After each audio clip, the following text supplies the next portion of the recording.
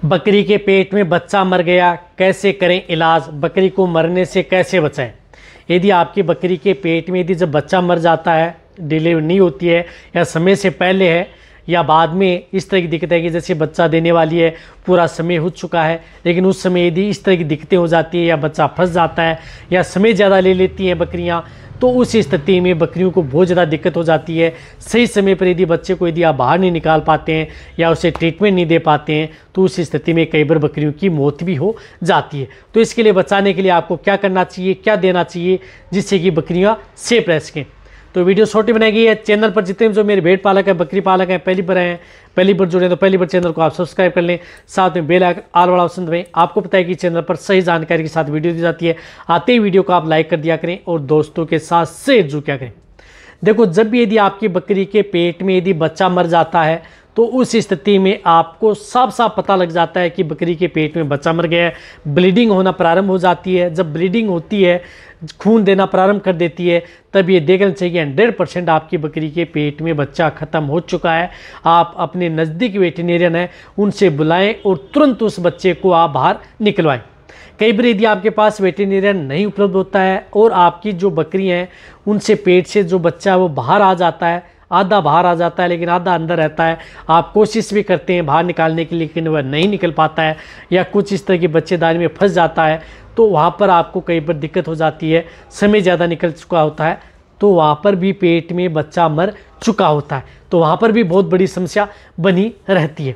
यानी किसी भी कारणवश यदि आपकी बकरी के पेट में यदि जब बच्चा मर जाता है, तो उस स्थिति में आपको क्या करना है कि सबसे पहले आपको एक पेनिसिलिन ग्रुप की एंटीबायोटिक आपको उपयोग करनी है। तो इसके लिए आपको उपयोग करनी है फोर्टिफाइड प्रोकेन पेनिसिलिन, यानी फोर्टिफाइड प्रोकेन पेनिसिलिन आती है, उसका आप उपयोग कर सकते हैं यदि आपकी बकरियों में यदि इस तरह की यदि दिक्कतें देखने को मिले तो पेनिसिलिन ग्रुप की एंटीबायोटिक आपको जरूर लगानी है। यदि आपको उससे भी यदि आपको और भी अच्छा रिजल्ट लेना, अच्छी एंटीबायोटिक का यदि आपको उपयोग करना है, तो आप जिस प्रकार से ये एमोक्सिलम जो फोर्ट आता है इंजेक्शन 300 mg का, आप इसका उपयोग कर सकते हैं, जिसके अंदर साल्ट आता है amoxicillin sodium and sulbactam sodium.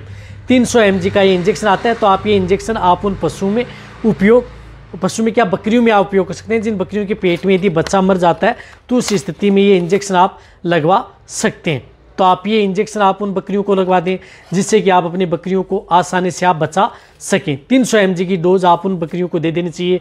यदि आप बकरी के पेट से बच्चा बाहर निकाल देते हैं, उस तरह में किसी तरह का कोई इन्फेक्शन ना हो, तो ये आपको इंजेक्शन ज़रूर आप इंट्रामस्कुलर आपको लगवा देना चाहिए। इनके साथ साथ आपको एक टीटी की वैक्सीन आती है, जिस प्रकार से टिटनस है, टीटी की वैक्सीन जिस प्रकार से ये 5 ml में आती है सीरम, तो आप टीटी की वैक्सीन आप लगा सकते हैं।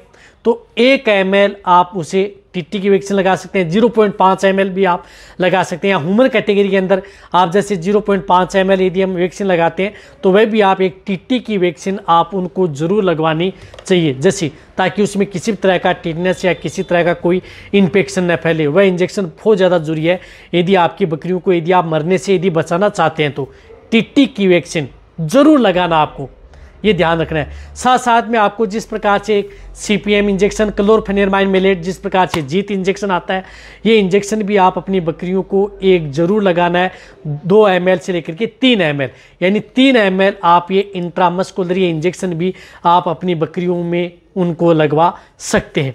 या यदि बकरियों में ज़्यादा तंग इस तरह की दिक्कतें हो जाती हैं, जिससे कि कई बार बकरियों में है कि जो टेम्परेचर भी ले लेती हैं कई बार बकरियां, जिस प्रकार से बहुत ही ज़्यादा दिक्कत हुई और तो उसको जिस प्रकार से दर्द बुखार से बचने के लिए मिलोक्सिकेम एंड पैरासीटामोल साल्ट का जो इंजेक्शन आता है,